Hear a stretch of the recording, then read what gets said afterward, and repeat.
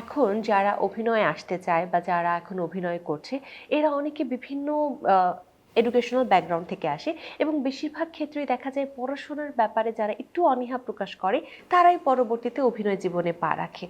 এভাবে কি আসলে ইন্ডাস্ট্রি ভালো কিছু করতে পারবে? আমি শুরুতে আসলে খুব গভীর একটা প্রশ্ন করে না, না, ফেলেছি। না, ঠিক আছে। আসলে সমস্যা হয় কি, মানুষ আহ, মানে একসাথে অনেক কিছু কাজ করতে গেলে ঝামেলা হয়।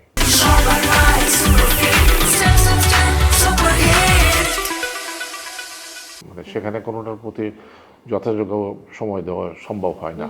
তো যে কারণে আমি একসময় আমার ইঞ্জিনিয়ারিং প্রফেশনটা একদম ছেড়েই দিলাম। ছেড়ে দিয়ে 100% এই আমার যেটা প্যাশন, যেটা সেটাকে আমি প্রফেশন হিসেবে নিয়ে নিলাম।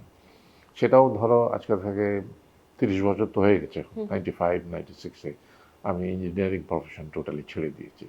কিন্তু তার আগে পর্যন্ত আমি যেটুকু কাজ করেছি সেটুকু কিন্তু আমি আমার সমস্ত মন এবং মনন দিয়ে কাজ করেছি। সেখানে কোনো মানে চালাকি করার কোনো জায়গা নেই, মানে কোনো ফাঁকি দেওয়ার কোনো জায়গা নেই।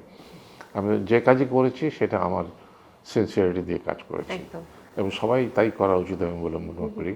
কারণ সবার পক্ষে সবসময় মানে এটা ছেড়ে দিয়ে ওটা করা সম্ভব হয় না, যে জন্য অনেকেই দুটোকেই রেখে দেয় যে নিজের সিকিউরিটির জন্য। সেটাতে আমি কোনো রকম আপত্তিকর কিছু দেখি না।